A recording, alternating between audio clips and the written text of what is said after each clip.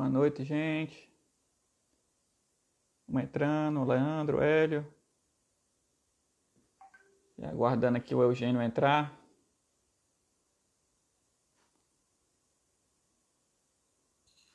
Deixa eu só ver aqui que ele tá mandando mensagem pra mim.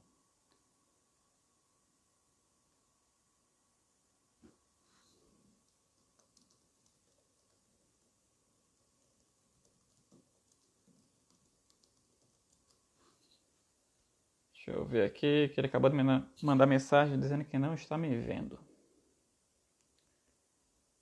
A Luísa, o Fábio, Cetus Bio. Vamos ajeitando, galera, para mais um papo de inseto. Só ver aqui porque que o Eugênio não está me visualizando. Acabei de testar com ele no particular, estava funcionando tudo certo. Pronto, o Eugênio entrou, já dá aqui, vou já chamar, puxar o Eugênio para cá.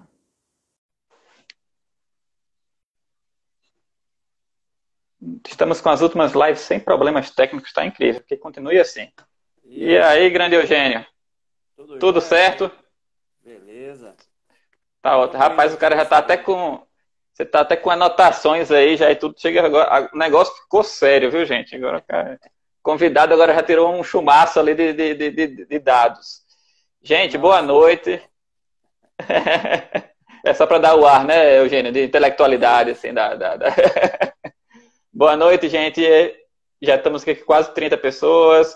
Bem-vindo para mais um Papo de Inseto, aqui toda segunda-feira no Insetos do Sertão. Hoje temos um grande convidado, já estava em mente aqui em poder convidar o Eugênio já há um tempo, e agora teve essa oportunidade. Já agradecer aqui o Eugênio que de cara já concordou, ele está aí em Michigan, aí, acabando seu pós-doc, mas mesmo assim topou achar uma hora ali para conversar com a gente. Então, antes de mais nada, eu vou falar rapidamente um pouco do Eugênio, mas eu vou pedir até para ele fazer depois, falar um pouco dessa trajetória dele, porque o rapaz tem uma trajetória muito interessante, que eu acho que eu já falei para ele que tinha que ser a primeira coisa que ele já tinha que falar. Mas, bem, muitas pessoas já conhecem, né? O Eugênio hoje ele é professor da Universidade Federal de Viçosa, né? Inclusive estava faltando o federal aí na divulgação nossa, mas é a UFV, né? Que tem um dos cursos de entomologia mais famosos aqui do país. E ele é graduado, inclusive, mestre pela mesma universidade e fez doutorado na Alemanha, na Universidade de Colônia, e depois mais outras coisas aí no Michigan e tudo. Então, Eugênio, antes que a gente entre nas provocações entomológicas e que o pessoal está curioso saber o que é isso aí que que a gente colocou nessa divulgação, antes que a gente chegue nisso, eu queria que você falasse um pouco como é que você chegou onde você está hoje. Você saiu lá do Siridó, do Rio Grande do Norte, né? Uma região lá que não tinha, inclusive, escolas agrícolas na área. Me fale um pouquinho, resuma aí como é que foi esse trajeto até para chegar onde você está hoje na sua carreira. Boa noite, Thiago. Bom, primeiramente agradecer o convite, né? Não, tá sendo um desafio aqui para mim, que eu tenho um Instagram, mas nunca estava ativo. Depois que você me contactou, fui a tentar aprender, tive que contactar sobrinhos, sobrinhas, para entender usar essa tecnologia, né? Bom, rapaz, a minha satisfação é muito grande falar sobre isso, né? Porque eu sou lá de Jardim do Siridó, me orgulho demais da minha terrinha lá, sou fã daquele pedaço de chão. E fica claro para a gente que às vezes as pessoas precisam só de oportunidade, né? E graças a Deus eu tive essa oportunidade de estudar em uma família bem estruturada que me deu todo o suporte. As condições eram muito pequenas, mas a família, os amigos lá foram importantíssimos para a gente conseguir dar os primeiros passos. Eu, como sempre digo, eu sou um cara que nunca fui o brilhante na escola, mas eu sempre tive facilidade de aprender. E eu sou 13º filho da família de 14. Nossa. Isso me ajudou bastante a perceber que a oportunidade é tudo, né? Então, meus irmãos mais velhos me deixavam por conta apenas de estudar. Obviamente, eu trabalhava no contraturno para ajudar a família, Aí vendia din-din, sacolé, que o pessoal fala em algumas regiões do Brasil, fazia anotações de jogo de bicho, quebrava pedra, fazia o que dava para ajudar a família. E com a facilidade que eu tinha de aprender, aquilo não impactava tanto na escola. E lá pela quarta série que eu percebi que eu tinha talento para aprender. E de lá então, desde o professor da quarta série, o professor Zé Camelo, lá em Jardim do Cidadó, que disse, rapaz, você tem jeito.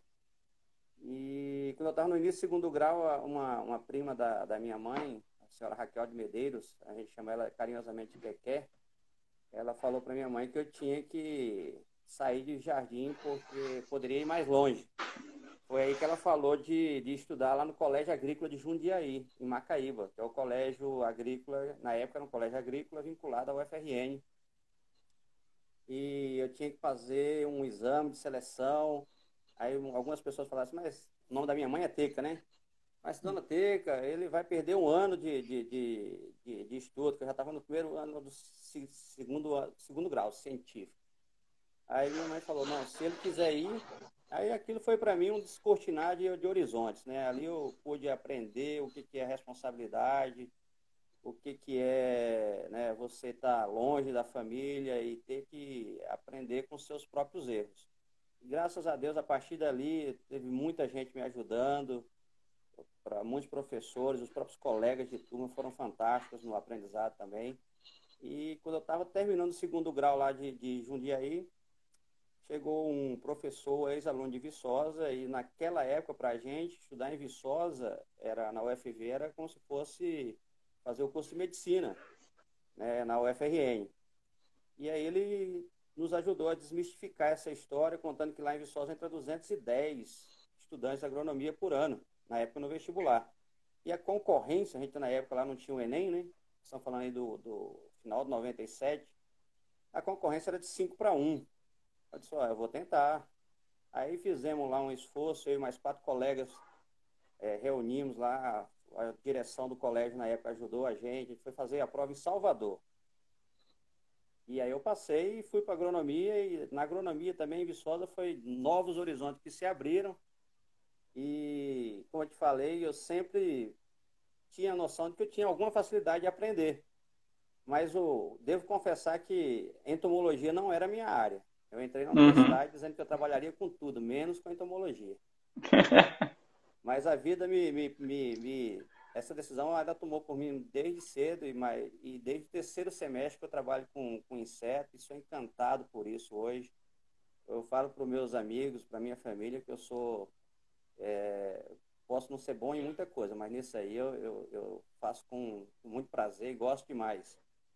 E como eu terminei a graduação lá em Viçosa, em agronomia, fiz o mestrado lá também, em entomologia, sempre comecei na orientação do professor Raul Guedes, que é toxicologista de inseticidas. Tive a chance de trabalhar com controle biológico com o professor Ângelo Palini. E depois do mestrado eu decidi que queria dar uma passeada mais, e foi aí que eu fui para a Alemanha, fui para a Colônia. Eu não sabia dizer nem bom dia, não sabia dizer nem bom dia em alemão, mas graças a Deus eu pude aprender lá com a bolsa de doutorado plena na época, provinha um curso intensivo de alemão, 6 meses, e foi lá que eu aprendi o que eu sei sobre neurofisiologia de insetos, lá que eu tive a chance de interagir com pessoas de outras nacionalidades. E, então, depois do doutorado, eu tive a chance de vir aqui para Michigan, para o mesmo laboratório que eu me encontro hoje, trabalhando como pós-doc, e sempre nessa área de interação, fisiologia de inseto, toxicologia de inseticidas. E fiquei aqui até 2012, quando eu retornei para Viçosa para assumir a posição de professor lá de entomologia. Pouca gente sabe, mas o departamento de entomologia é o mais recente da instituição. Foi criado em 2011 e eu fui o primeiro professor a ser contratado pelo departamento de entomologia. Foi um esforço muito bacana lá que o pessoal conseguiu desvincular do departamento de biologia animal e hoje nós estamos com um departamento forte e pós-graduação que já era forte também, tá fluindo bem. Então, assim, Tiago, é difícil resumir isso tudo no que a gente gostaria de contar, mas eu agradeço pela chance de dizer que ninguém consegue nada sozinho. Graças a Deus, eu sou muito abençoado de ter tido muita ajuda no caminho. E com a felicidade que eu tive de aprender as coisas fácil, eu acho que foi uma melhor combinação que poderia acontecer. Né? Então, por isso que eu Maravilha, agradeço né? falando para Não, você. sim, eu acho que são exemplos que a gente gosta, né, de falar, né? A gente sabe que não é fácil superar muitas vezes alguns obstáculos, né? E não é querer colocar que é só você querer que faz, que a gente sabe que também não é só assim, né? É como você falou, né? Você teve muito apoio ao longo de pessoas que te deram a mão e que te mostraram o caminho, né? E isso é fundamental, né? Pra gente, mas serve certamente de incentivo para a meninada que está aí começando, né? O cara sai do Jardim Seridó, já fala alemão, já fala inglês e quem sabe mais alguma coisa depois aí, né? O portunhol também dá para arranhar bem ainda. O Não, portunhol já tá bom também. E eu mas, conheci o Eugênio, não sei se você se lembra, Eugênio, mas quando eu participei organizando o Congresso Brasileiro de Entomologia de Natal, na parte de organizando a programação científica, e a gente abriu para proposta. E uma das primeiras propostas que a gente recebeu era uma vindo lá da Alemanha, de robôs e insetos e tal. E a gente estava naquela, cara, a gente tem que achar aqui coisas diferentes e tal. O cara tá querendo vir para cá e trazer mais uns alemão no meio, bora chamar esse cara aqui. E aí foi que eu conheci o Eugênio, e depois, né, a gente manteve contato, hoje é colega na Neotrópico Entomology, então agora a gente isso. já tá junto. Eugênio, depois desse briefing aí inicial, eu queria que essa parte das provocações entomológicas, que muita gente ficou curioso, querendo saber o que era, então eu vou já jogar no seu colo, porque para você falar aí o que danado são essas provocações entomológicas que você trouxe aqui para a gente, que é um projeto aí que está na sua cabeça e você está querendo colocar para funcionar. Isso, Tiago. Só uma coisa importante que você falou para finalizar o briefing lá é dizer que assim, querer é poder, mas muitas das pessoas precisam de oportunidade, né? Então, assim, não é só você querer, não. Você tem que ter alguém, no meu caso lá, eu sou muito grata à senhora Raquel de Medeiros, que ela que convenceu minha mãe de que eu tinha potencial, acreditou em mim, e minha mãe confiou no potencial que ela descreveu para minha mãe e graças a Deus deu tudo certo. Então a gente precisa sim dar oportunidade, né? Bom, Tiago, eu sou um cara que eu costumo brincar que eu não me contento com pouco, né? Eu sempre digo que se fosse para me contentar com as coisas medianas, eu não teria ido tão longe, eu acho. E eu acredito que muita gente ainda precisa entender melhor sobre o mundo dos insetos, sobre a entomologia, e entender que os insetos não têm somente esse lado, né, associado pejorativo que muitas das pessoas falam, né? Você fala inseto, todo mundo associa mais com mosquito, associa com barata, e eu quero justamente trazer esse conhecimento para as pessoas de que não, inseto é mais do que isso, tem muita coisa interessante, né? E a provocação é justamente sobre isso, porque eu tento, nas minhas aulas lá de toxicologia de inseticida, nas aulas de fisiologia de inseto, fazer comparações, paralelos conosco, seres humanos. E aí, eu sempre levo essa ideia para os meus estudantes, para os estudantes do programa, e graças a Deus eles têm nos ajudado bastante, tanto o pessoal da minha equipe quanto das outras equipes lá. A gente tem feito algumas atividades para levar esse projeto, o Provocações Entomológicas. A gente tem subprojetos, assim podemos dizer. A gente tem o Bar Consciência, que, embora a ideia não tenha sido minha, foi do professor Fiuza, que foi um excelente professor de taxonomia. Ele começou esse projeto em Viçosa antes mesmo do Pint of Science chegar na nossa região lá. A gente vai para os bares, sanduicherias, e comenta sobre fisiologia de insetos, explicando, por exemplo, por que inseto não sente dor, por que inseto não existe inseto do tamanho de uma girafa, de um elefante. A gente tem outros projetos dentro desse Provocações Entomológicas, onde a gente organiza os insetos em cenas, onde a gente vai com os estudantes para as escolas da periferia de Viçosa e traz assuntos do dia a dia para eles, né? Por que é tão difícil matar um mosquito? Por que os sprays de mosquito já não funcionam tão bem? Né? E essas questões, por que um inseto não sente cãibra, né? Ou não sente dor? E coisas desse tipo. Então, essa chance que você está oferecendo para a gente aqui, da gente divulgar essa ideia, né? Um dos projetos que a gente também está envolvido lá no Departamento de Entomologia, é a Corrida Entomológica, que a gente já fez 2 versões dentro da UFV, até para divulgar o nosso departamento, que ele era o mais recente de todos lá, e a ideia foi muito bacana, porque a própria Sociedade Entomológica Brasileira, a SEB, também já organizou uma corrida entomológica no Sincobiol do ano passado, né?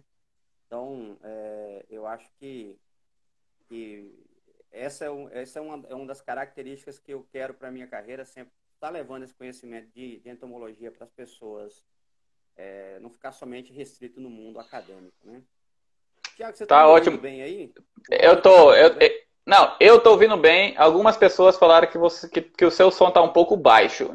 E outras pessoas falaram que tá tudo bem. Se você puder só chegar um pouco mais perto, talvez, do telefone, aí eu acho que talvez já resolve um pouco. Então, já que você falou aí, você já tem um fã-clube grande aqui, viu, gente? Já tem um bocado de gente aí falando melhor convidado, melhor professor, coraçõezinhos pra cá, coraçõezinhos pra lá.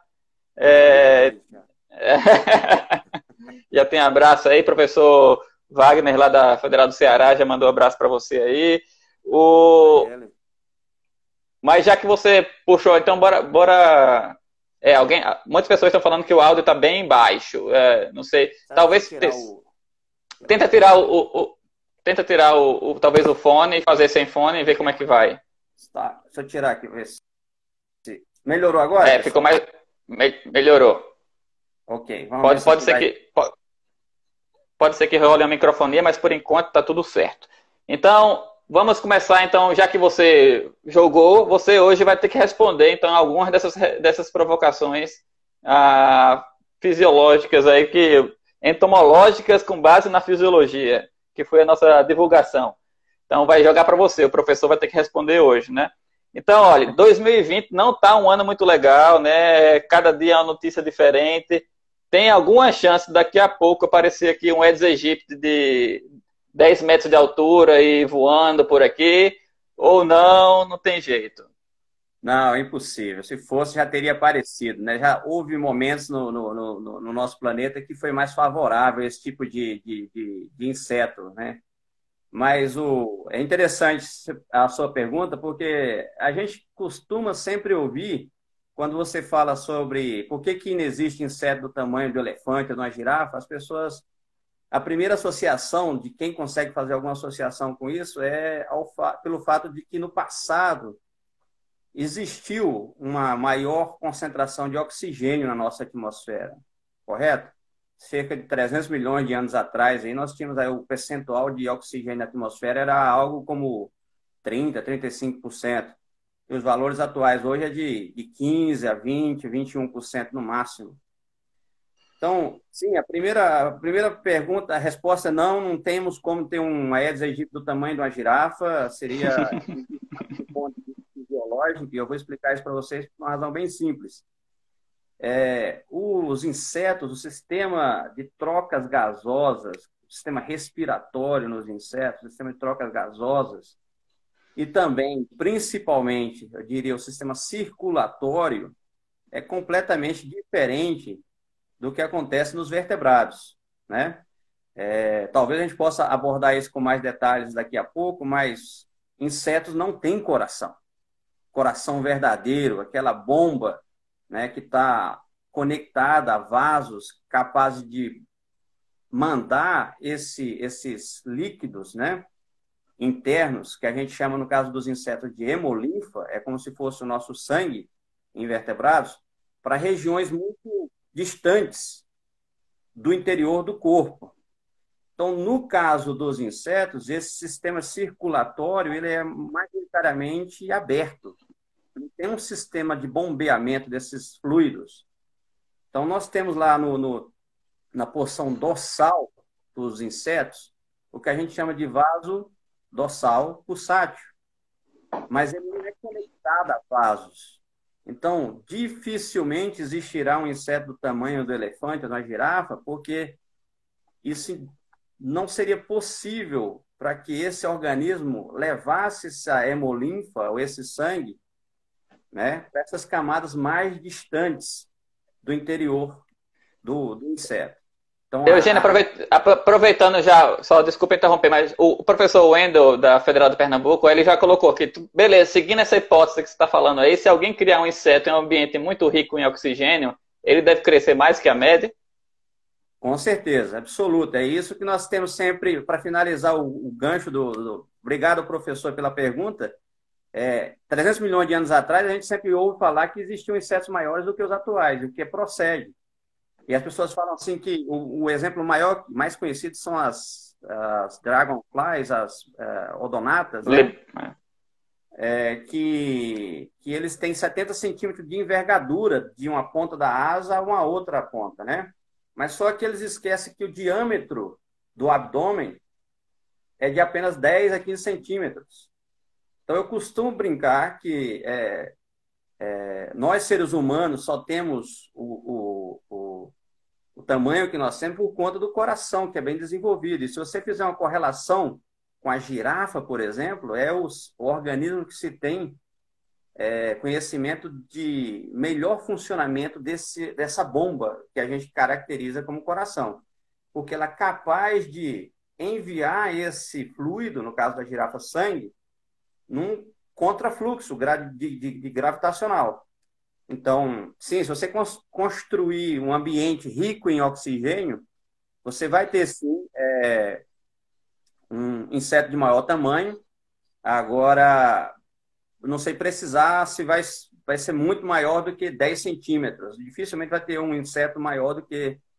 cujo abdômen dele tem um diâmetro maior do que 10 centímetros, né? Porque... Ótimo. O Fábio já está falando aqui que lembrando as aulas do professor Fernando Consoli também tive aula de fisiologia com o Fernando, e também discutimos essas coisas, que é muito interessante. Eu só não tinha pensado realmente no coração da girafa, viu, Eugênio? Mas não é só o circulatório, tá? E para quem gosta eu sou, como eu disse, eu sou muito controverso e provocativo, e eu fui estudar um pouco sobre isso. Tem um livro fantástico, escrito por um iraquiano, se não me falha a memória, onde ele contesta justamente essa teoria dominante, né, que é a questão do teor de oxigênio. Né? Depois, se precisar, eu te encaminho o link lá do livro. O inglês do pesquisador não é dos mais, como é que eu diria assim, rebuscados, não. Então, você vê que o domínio do idioma inglês não é das habilidades maiores do pesquisador. Mas ele questiona justamente essa teoria, trazendo para a baila, né, para a discussão, que o sistema circulatório dos insetos é o que inviabiliza esse grande tamanho, mais do que o percentual de oxigênio na atmosfera. Vai ser muito interessante. E essa outra coisa... Isso aí, a gravidade é o que influencia, né? E aí uma das perguntas que eu faço para os estudantes lá da fisiologia, seria possível a gente mudar a força gravitacional do nosso planeta?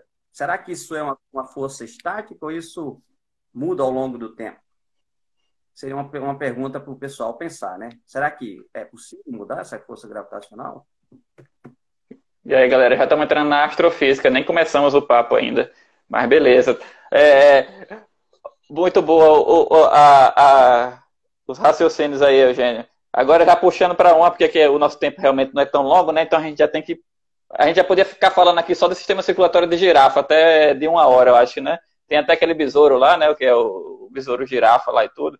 Mas, bem, você citou outra coisa aí, que era eu nunca vi. Vai que alguém já viu aí uma barata puxando a perna assim com cãibra. Eu não vi, mas existe? Eu que nunca vi ou não existe isso? Primeiro nós temos que conceituar o que é cãibra, né? Geralmente, e aí tem um pouco de controvérsia nisso aí também, do conceito de cãibra, mas geralmente a cãibra ela decorre do acúmulo de ácido lático nos músculos, né? E esse ácido lático ele é formado quando o organismo está num momento de alta demanda por oxigênio, por energia. E aí o corpo já não consegue mais prover isso por vias aeróbicas, e aí lança a mão, ou usa o sistema de produção de energia, de obtenção de energia por vias anaeróbicas. E no caso dos insetos, ele tem, se por um lado, o sistema de trocas gasosas, né, que é o sistema a respiração dos insetos, que a gente costuma dizer que é sistema de trocas gasosas, ele também não tem um sistema de bombeamento igual o nosso, vertebrados, que tem um pulmão para inspirar e expirar gases, né? Ele é 100% ou majoritariamente dependente de processos difusivos. Então, lá eu também falo nas aulas de fisiologia, na entomologia geral, que o máximo que, se a gente não tivesse o pulmão, o máximo que o ser humano também alcançaria de comprimento seriam uns 15 a 20 centímetros, porque é o máximo que consegue prover de oxigênio o processo difusivo, né? Então, eu costumo dizer que algumas pessoas têm mais do que 15 centímetros de traqueia, eu devo ter um pouco menos, né? Mas se não tivesse o pulmão para fazer esse tipo de provimento de energia para nós, ficaria difícil. Mas no caso da cãibra, Thiago, o inseto não vai ter cãibra porque, pelo menos dentro desse conceito de cãibra, da produção de acúmulo de ácido lático nos músculos, porque mesmo no momento de alta demanda por energia, né, que é o caso do voo dos insetos, que essa demanda por oxigênio aumenta na ordem de 100 vezes, esses indivíduos, esses organismos não precisam lançar mão de vias anaeróbicas porque eles conseguem obter oxigênio diretamente do ar. O sistema de trocas gasosas nos insetos ele é completamente dependente do sistema circulatório. Então, se por um lado limita o tamanho do indivíduo, por outro lado, ele é excepcional pelo fato de que nunca que vai faltar oxigênio para prover energia para esses organismos. Então, mesmo quando você tem um voo lá, que é quando o inseto tem alta demanda por energia e por oxigênio, ele consegue obter oxigênio em quantidade suficiente, porque a velocidade que esse oxigênio flui pelo ar chega a ser 1 milhão de vezes mais veloz do que seria se ele tivesse que circular junto com os líquidos lá, com os fluidos da hemolinfa. Então, pois é. Então aquelas as nuvens de gafanhoto não vai ser cãibra que vai segurar os gafanhotos voando por aí, né? Então isso aí já está descartado. O Insetos Brasil diz que cria aqui mais de 1 milhão de baratas e nunca reparou nenhuma tendo cãibra. Então acho que está coincidindo com suas bases teóricas e fisiológicas aí. Fez a minha disciplina lá de fisiologia de inseto, eu costumo brincar, uma das perguntas que eu quase sempre pergunto por que um gafanhoto conseguiria voar de Jardim do Seridó para Viçosa, a depender das correntes. Eu peço para ele explicar quais seriam as reservas energéticas consumidas, porque não é somente a questão do tipo de metabolismo, né? Os insetos têm diferentes fontes de reserva energética que são usadas preferencialmente. Então, o caso do gafanhoto é uma peculiaridade também, que eles usam majoritariamente uma fonte de reserva diferente da maioria dos insetos. Por isso eles conseguem voar tão longe. Ótimo. Também. Você falou também uma coisa no início e eu fiquei curioso disso, porque até hoje eu acho que eu vou precisar de um pouco de terapia para ver se melhora um trauma, mas quando eu era pequeno, eu arrancava pernas de grilos, que na verdade nem eram grilos, era gafanhoto que dava no jardim da minha mãe, eu arrancava as pernas assaltatórias e colocava em potinho para criar. Não sei por que morriam, né? Eu botava uma graminha lá. Mas assim, eu causei muito sofrimento para esses insetos, eles tinham dor quando eu arrancava aquela perna saltatória deles.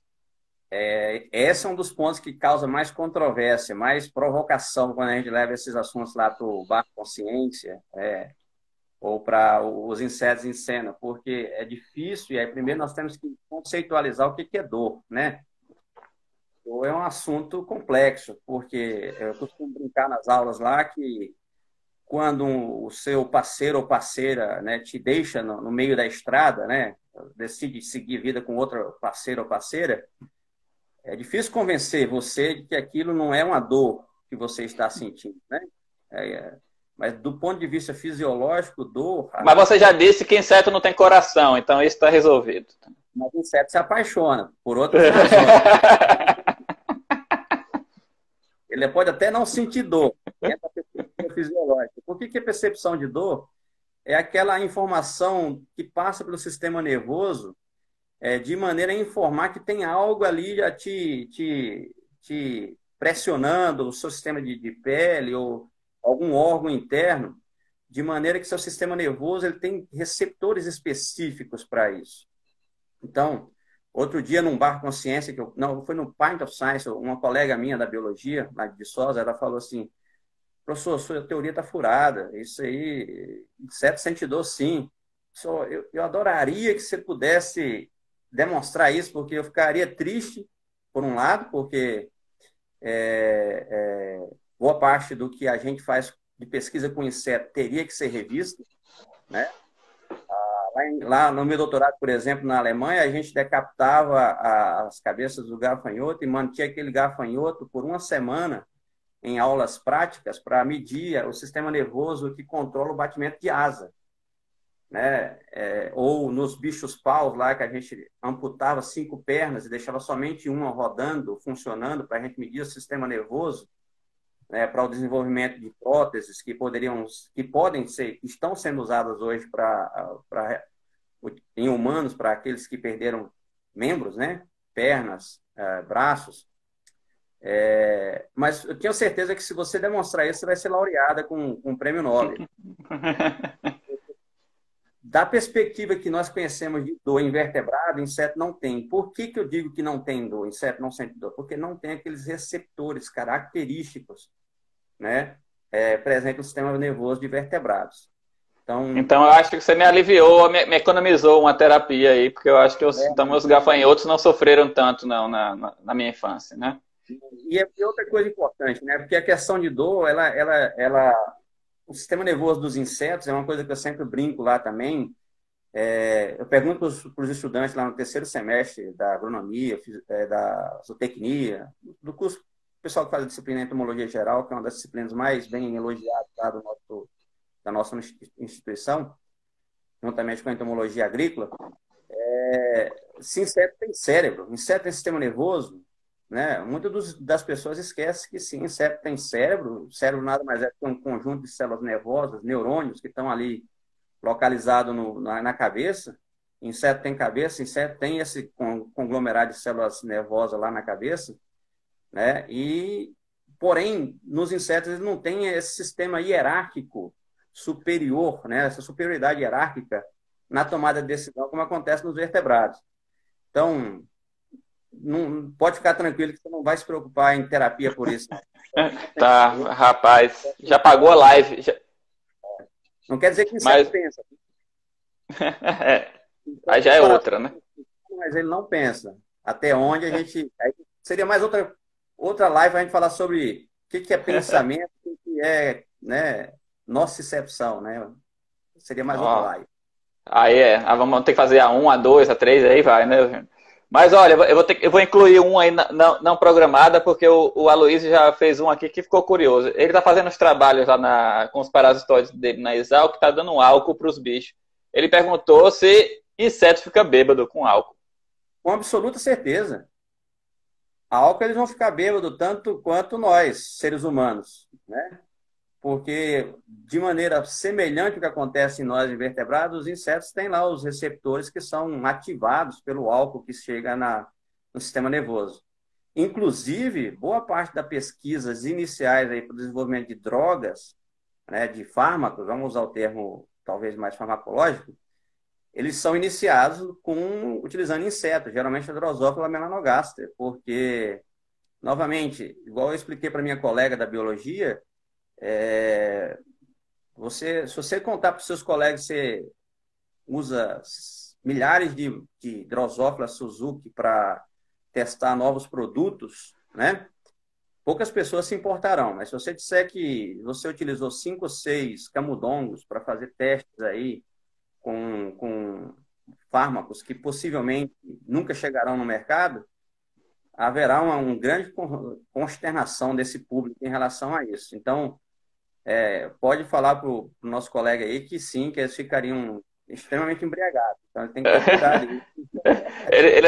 Ele até comentou aqui que estão colocando mais ovos. Eu não sei o que é, Luiz. É tricograma, o que é? Mas ele manda depois ele comentar aí. Se for É, tricograma, ele pode até parasitar mais, mas depois pode não encontrar bem na hora de voar, né? Pode ficar meio desorientado. tem trabalhos interessantes aí com o Drosophila Suzuki mostrando exatamente isso aí, que o efeito do álcool, né, entre machos e fêmeas, na geração, se esse efeito acontece em fases imaturas, qual que é o efeito na fase adulta, ou como que seria o impacto dessa exposição na fase adulta para os descendentes. Então, tem todo um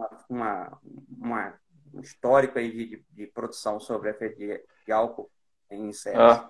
Até colocou aqui, ó, 40% de álcool em mel. É basicamente uma cachaça, né? Então o bicho tá.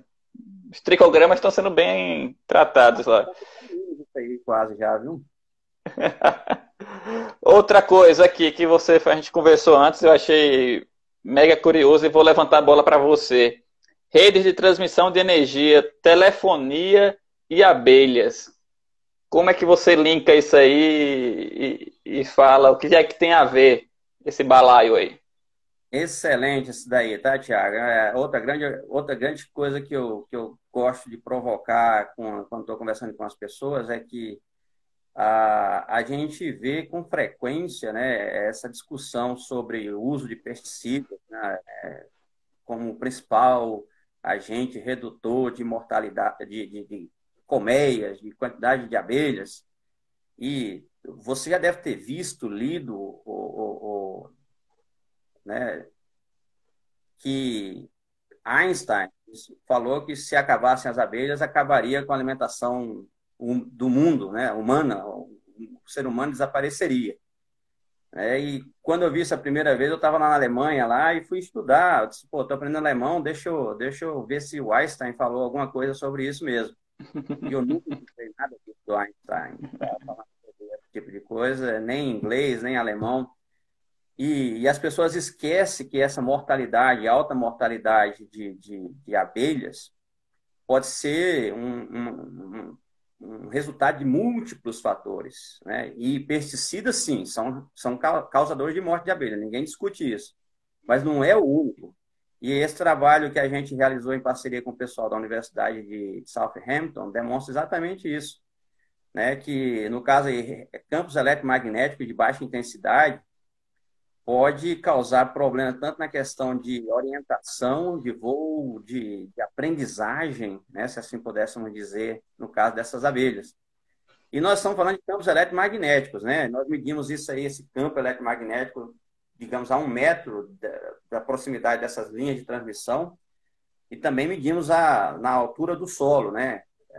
E mesmo nessa baixa intensidade, você vê efeitos significativos sobre esses campos eletromagnéticos. Então, sobre a parte de telefonia, eu acredito que também tem impacto. E veja, eu não estou querendo dizer que isso é a única causa de tirar com isso os efeitos do pesticida. Ao contrário, estou querendo dizer que eles são talvez sinergistas dessa mortalidade, né? Recentemente tem muito trabalho mostrando o efeito da luz elétrica como um agente redutor, não somente de abelhas, mas de polinizadores, principalmente os noturnos, né? E então não podemos esquecer disso. E essa parte de abelha, ela é muito importante porque ela chama a atenção do mundo inteiro, Tiago.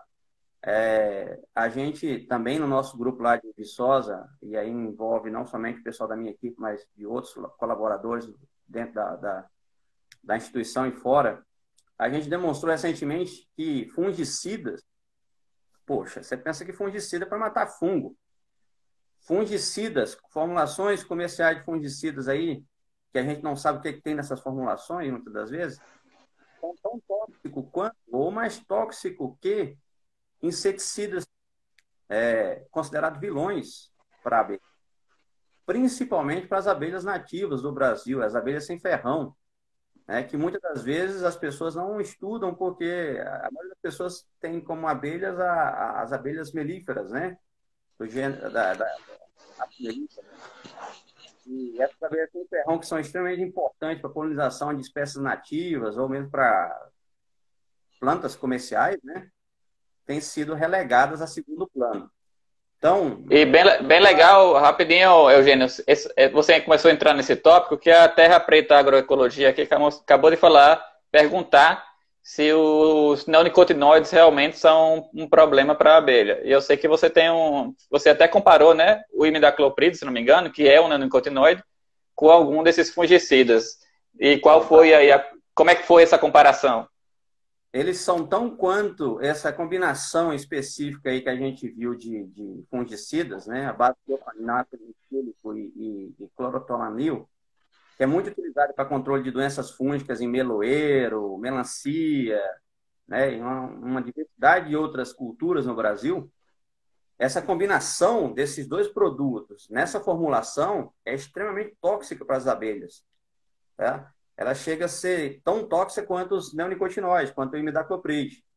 E no caso, se você comparar com deltametrina, que é um outro grupo de molécula inseticida comumente utilizada, elas são muito mais tóxicas, esses dois compostos combinados. E é interessante, eles sozinhos eles não têm quase efeito na mortalidade dessas abelhas. É a combinação deles, né, nessa formulação. E se você combinar essa formulação com os inseticidas, que é uma prática comum que a gente vê com frequência no mundo inteiro, né, essa mistura de tanque, potencializa a ação do inseticida na ordem de algumas milhares de vezes.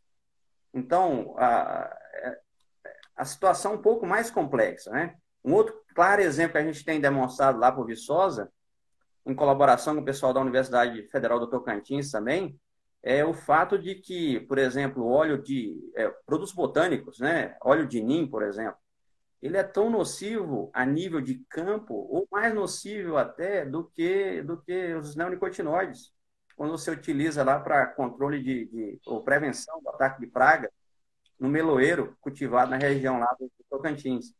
Isso aí Então, para apis? Para apis e para algumas abelhas nativas, né?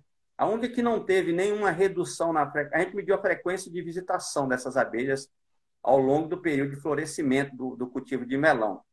E a única que não teve alteração nessa frequência de visitação de flores foi a plebeia, o que também não deixa de ser um sintoma preocupante, porque se ela não percebe a molécula inseticida, ela pode estar morrendo ali e, consequentemente, trazendo problemas para a colônia. Nós estamos ainda começando os estudos dessa linha de pesquisas aí. Nós fizemos mais um piloto, agora estamos expandindo para campos maiores e, dessa vez, focando também o impacto desses compostos, dessa exposição subletal a nível de colônias, né? O que acontece com essas colônias em termos de desenvolvimento dessa colônia, de manutenção da viabilidade dessa colônia.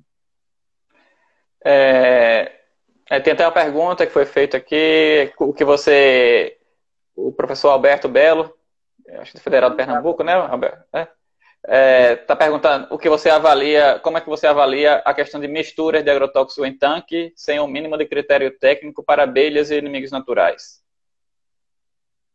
Exatamente, isso é do ponto que eu acabei de comentar, professor Alberto. Ela tem que ser melhor investigada, né? Nós acabamos demonstrando esse sinergismo, e é importante dizer que o sinergismo não é somente a soma do fator A com o fator B. É quando você soma esses dois fatores, ele é ainda menor do que o efeito que você está observando. Então, no caso dessa combinação de fungicida com inseticida, isso potencializou, no caso de deltametrina, de imidacloprid, algumas centenas de vezes a toxicidade dos produtos sozinhos. Eugênio, esse tema de abelhas, inseticidas e fungicida e tudo mais que envolve mortalidade de abelha sempre traz muita atenção. Mas eu vou querer já passar aqui, porque nós já vamos com 44 minutos e eu ainda quero pegar mais alguns tópicos com você para a gente não perder essa oportunidade.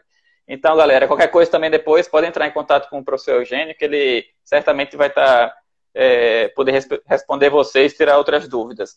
Eu queria que você falasse rapidamente também, que você, do seu doutorado na Alemanha, né, você estudou muito a parte de locomoção de insetos, né, então toda essa parte envolvida.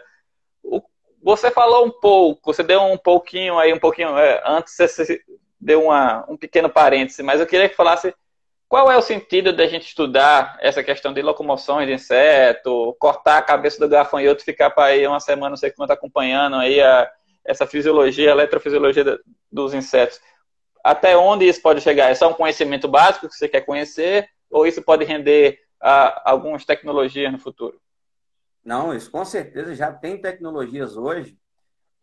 Tiago, da perspectiva eletrônica ou de engenharia, construir robôs é coisa muito simples. Agora, construir robô com a perfeição que a gente observa na natureza, e no caso dos insetos aí, é o grande desafio, porque nós temos aí, segundo a pesquisadora lá ela era da pesquisadora da UFRJ, nós temos algo como 96 bilhões de neurônios no nosso cérebro, né? Os insetos conseguem fazer coisas fantásticas, né? Feitos dignos de nota aí, utilizando alguns milhares de neurônios. Não chega nem uma dezena de milhar de neurônios, né? E como que esses caras... A minha esposa que me corrige sempre quando eu falo desses caras, que ela é bióloga, ela diz esses organismos.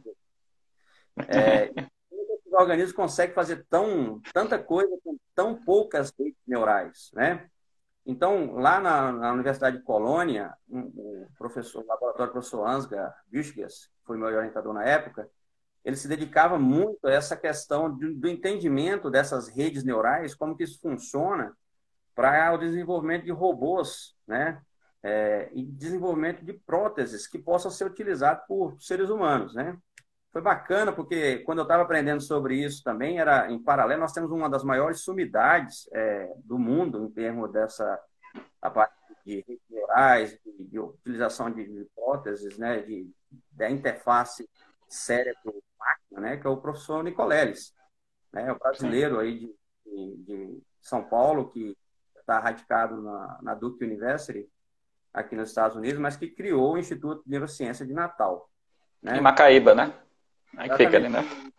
Inclusive o colega agrícola lá onde eu tive a felicidade de estudar. Então, eu fiquei encantado com o projeto lá do professor Nicoleles e em 2016 o professor Nicoleles conseguiu fazer um feito grandioso para a ciência mundial, que foi aquele, né, o passo lá do ser humano lá que não conseguia andar e ele conseguiu construir. Então, a resposta que a gente busca lá, Tiago, não é somente a questão do conhecimento básico. Obviamente, com a minha formação de agronomia, eu estava mais interessado para entender como que é a ação dessas moléculas no sistema nervoso, de maneira que a gente possa ter moléculas cada vez mais seguras do ponto de vista toxicológico, ecotoxicológico, que consigam atuar somente naquele organismo praga e não naqueles organismos que são benéficos ou indiferentes, né, no caso aí da agricultura.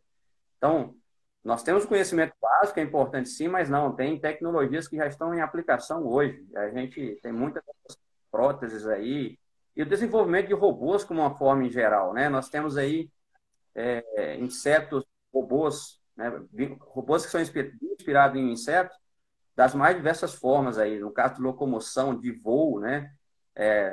Tem formato de abelhas para tentar polinização artificial, de baratas para tentar adentrar em ambientes que foram devastados por desastres, né? O acontecimento de ordem sobrenatural, né? De termos de terremotos, essas coisas.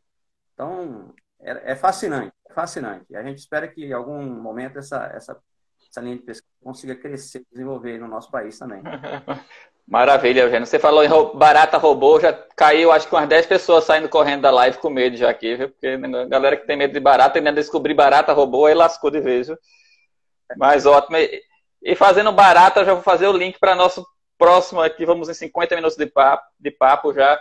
Eu sei que o seu último crush dos insetos, eu acho que foram a tal das baratas d'água. Isso é verdade? E aí eu queria que você falasse um pouquinho desse seu novo crush do mundo dos insetos e desses estudos que você está fazendo com a tal de barata d'água. Quem danado quis estudar barata d'água, Eugênio? É uma pergunta interessante, né, Tiago? Porque muitas das pessoas ficam imaginando, a gente tem um movimento anti-ciência global muito forte, né? E num país como o Brasil, isso ainda é mais preocupante, porque os recursos que chegam para a gente trabalhar com ciência é cada vez escasso.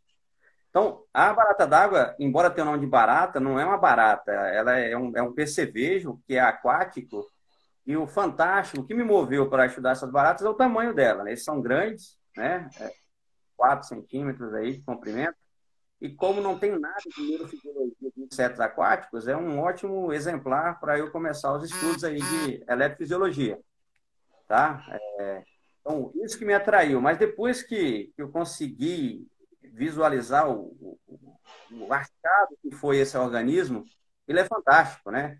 Eu acho que uns 3 anos atrás, ou 5 anos atrás, não me lembro a memória, teve uma meme aí, uma das primeiras memes aí dessas fake news, em que tinha uma pessoa com a mão cheia de furos e logo Era. embaixo aquela barata d'água lá com um monte de ovos e os caras dizendo, o pessoal dizendo que aquilo era por conta que aquele organismo era tóxico, até você É. até que aquilo era uma fantasia de Halloween e que aqueles organismos não tem nada de tóxico, né?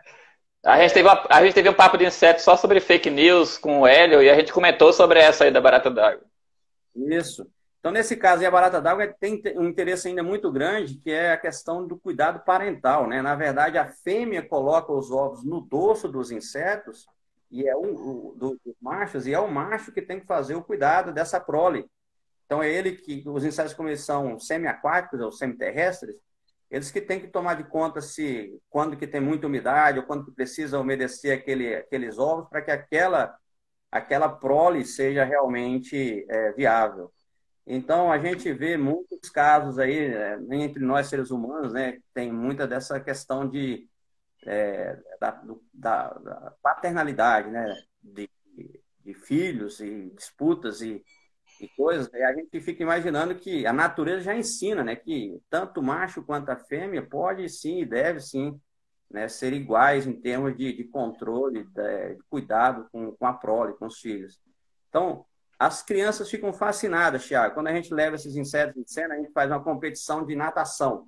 A gente coloca lá num aquário 6 a 7 raias ou 5 raias e coloca essas baratas para nadarem em competição com bandeirinhas, né? Brasil, Argentina, Alemanha, Espanha, Estados Unidos.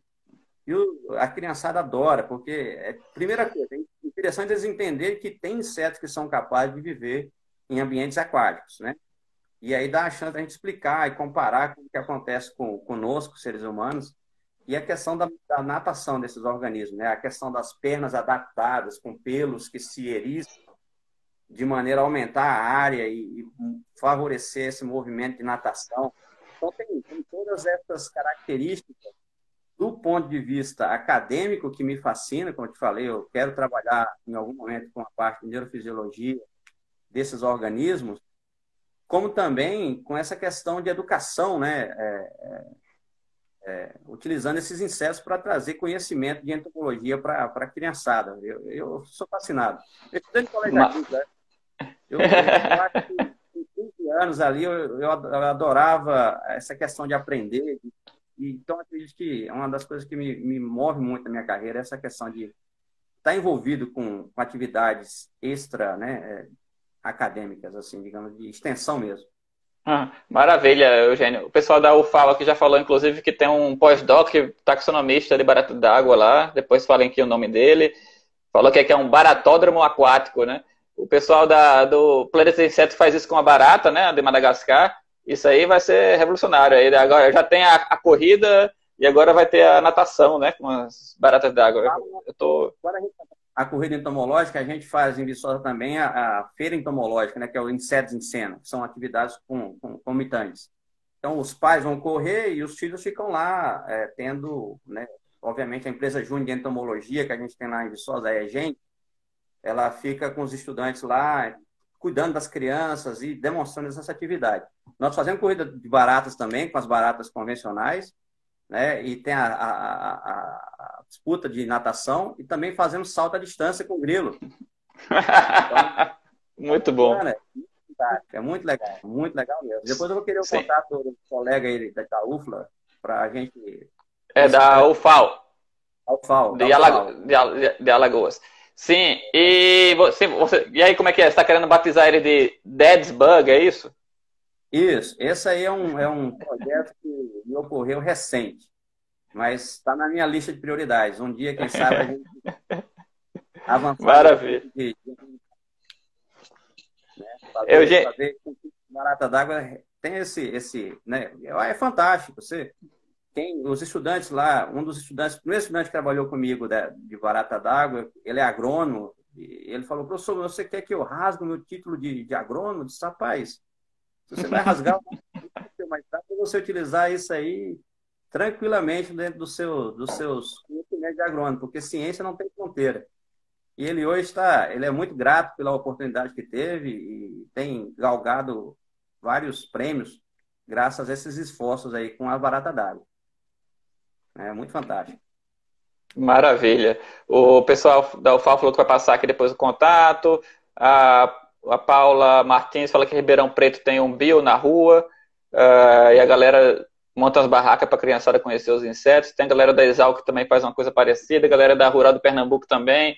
Vocês em Viçosa. Então isso está sendo legal, que está sendo um movimento que está meio que, né, espalhando. A galera está tendo vendo a importância de levar, né, esse conhecimento para a rua, né, Eugênio? Agora, Eugênio, a gente já vai em 57 minutos. Quando chega uma hora, o Instagram derruba a gente aqui, sem piedade. Instagram também não tem coração, assim como o inseto. Eu queria, já que a gente está acabando, eu não queria cortar esse mal educado com você no final.